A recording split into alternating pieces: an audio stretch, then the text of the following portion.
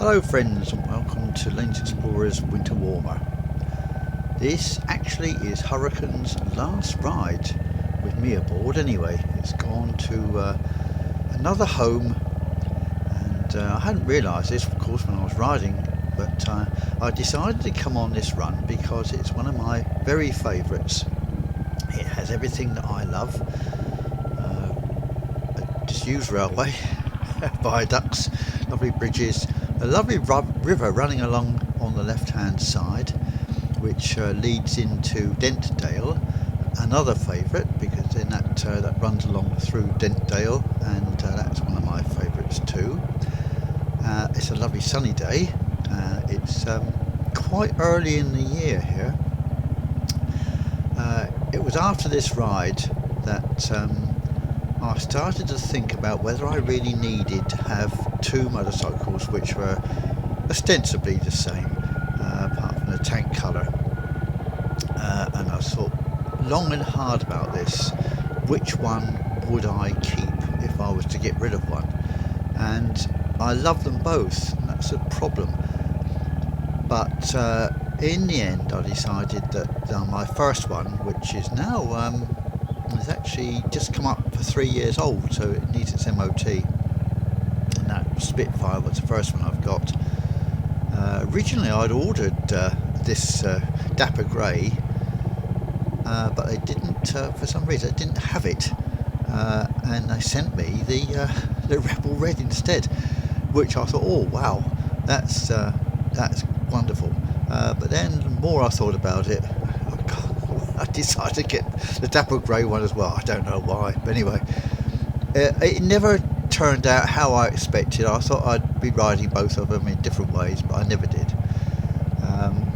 I rode Hurricane far less, and after a few months of not riding it, I thought it's no good, it's silly. A lovely river there on the left hand side.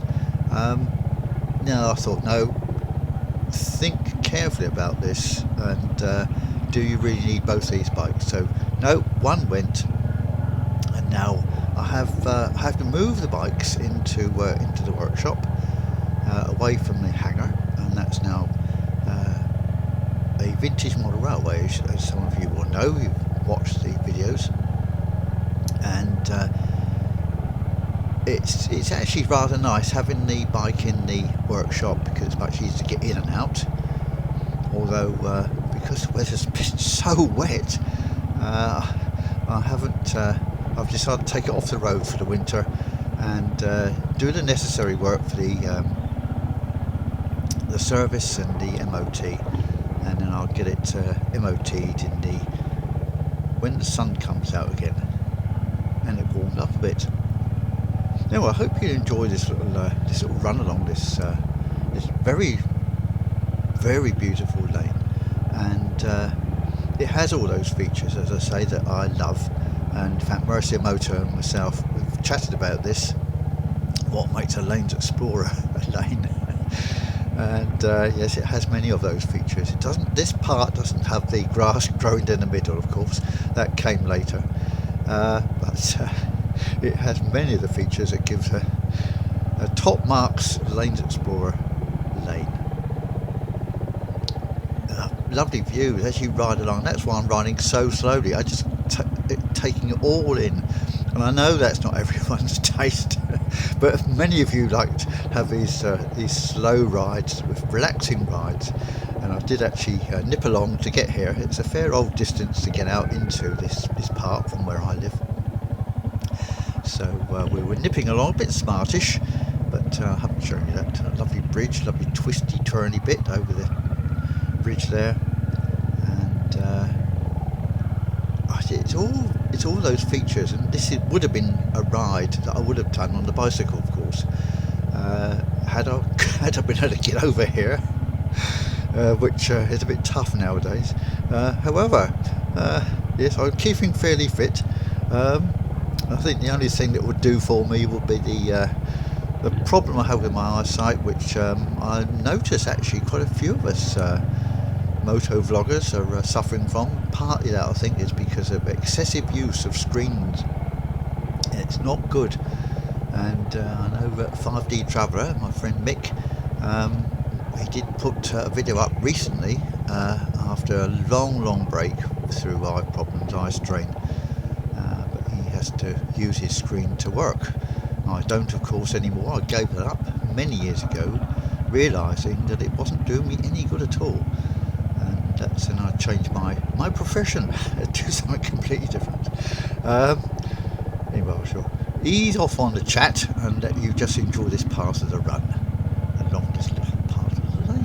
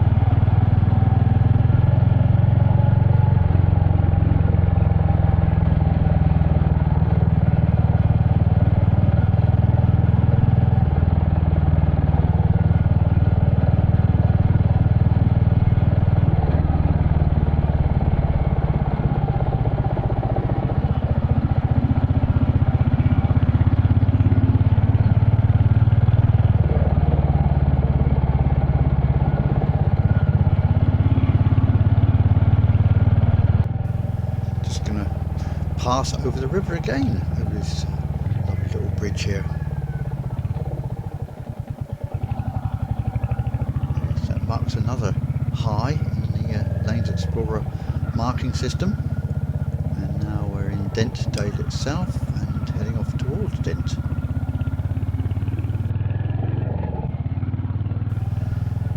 Watching this back over again now, I've fell to thinking about contentment and what makes us contented. Well, certainly riding this bike along these lanes that's contentment for me. I realise I am very fortunate. I've got the time to enjoy doing this. Not all of us have that luxury, but it certainly brings me joy to be riding along here, enjoying contentment, and that I'm very happy.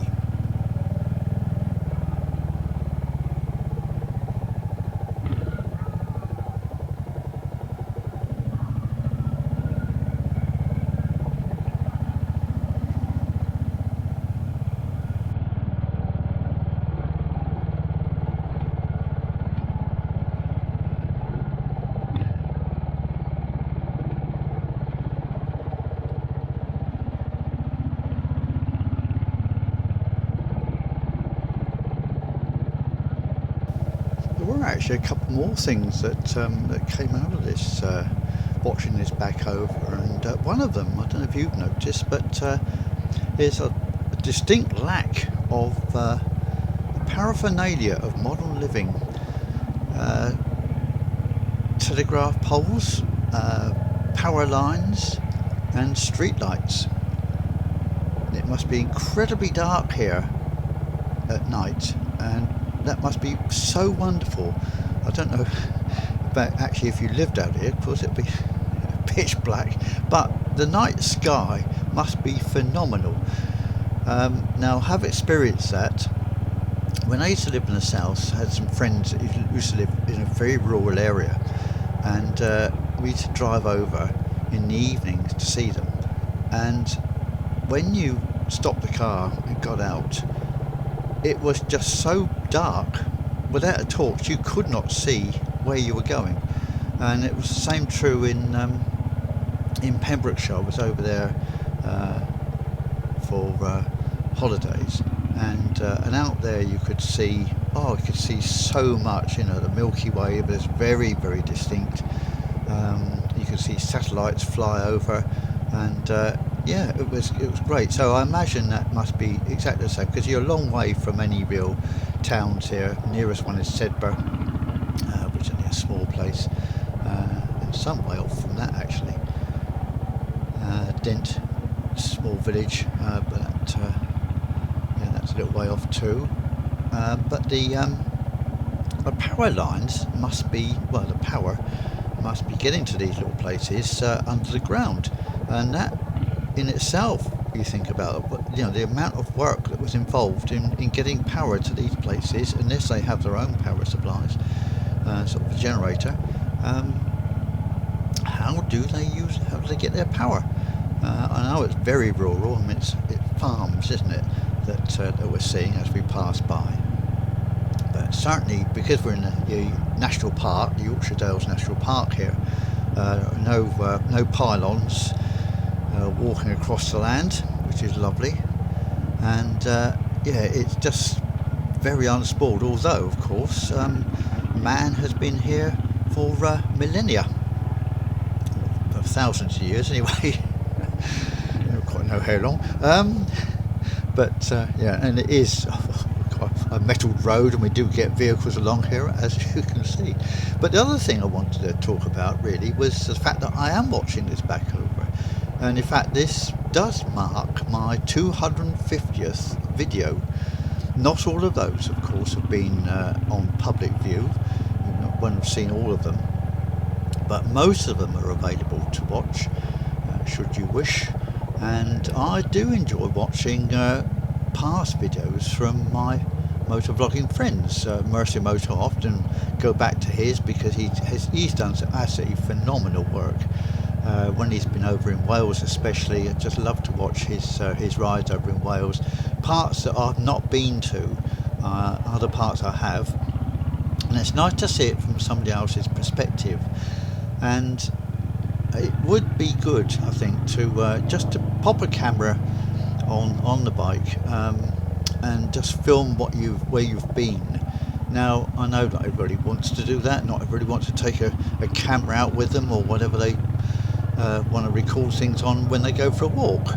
I don't actually now. I used to. It's a single lens reflex and all the lenses. I thought, what am I doing this for? This is far too heavy. Just go for a walk, enjoy it. But of course, the motorcycle can take the camera itself. Although I'm wearing the camera in my chest in this occasion, but in future, as some of you know, I'll have the camera actually mounted onto the bike itself at the front, and that will record the journeys for me. And not simply because you know, if anything happens, I've got a record of it, but really just to watch back over some of those rides that in the future, when I thought, well, I'd like to see that again. And you see things actually that you didn't notice on the ride itself because you're looking, you know, in a different way, and you're paying attention to the road, or you should be. I don't always. But yeah, I think that's it's quite important for me anyway. But I know that's not true for everybody.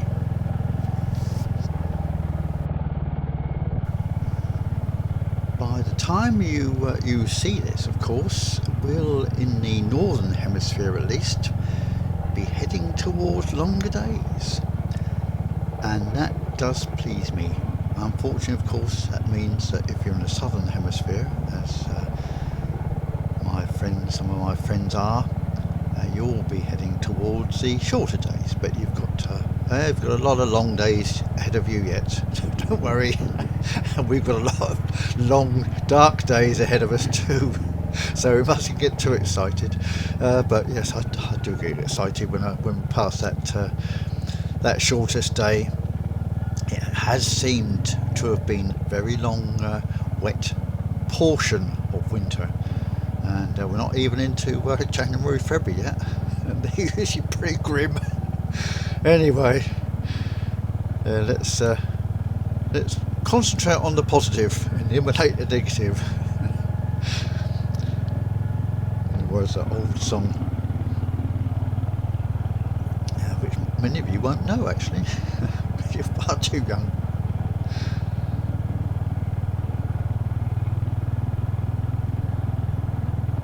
I'm actually subscribed, and this is my friend Mike told me about this one. The BBC Archives. This is stuff from the I suppose it's the 60s, 70s, 80s, even to 90s. And you can, on YouTube, they put these BBC news things often. They're sort of like things like Panorama and Nationwide and stuff like that. They used to be on when I used to have a television all way back now. I used to see some of these back with mum and dad. Actually, it was their television, wasn't mine. I've hardly ever had a television. But anyway, you watch some of these, and some from the 70s. Some of them are amusing, others are incredibly depressing. And you realise actually that, certainly my memory is very selective. I'd remembered the 60s and 70s, in fact the 50s, as being happy times, but of course that is a selection of happy times, isn't it? There are also some pretty grim times too, and but I've obviously decided to eradicate those from my memory. But when you see it again, in black and white, of course, as it often is on these archive bits of film, you think, yes, no, not so good. Especially some of the buildings they shoved up to house people, tower blocks and things like that, in the 60s and 70s. Absolutely hideous places, full of mould, streaming with water on the walls. Absolutely dreadful things that were put up, thrown up, and not somewhere you want to be living at all. But a lot of slum clearance back in the 60s, especially in Portsmouth.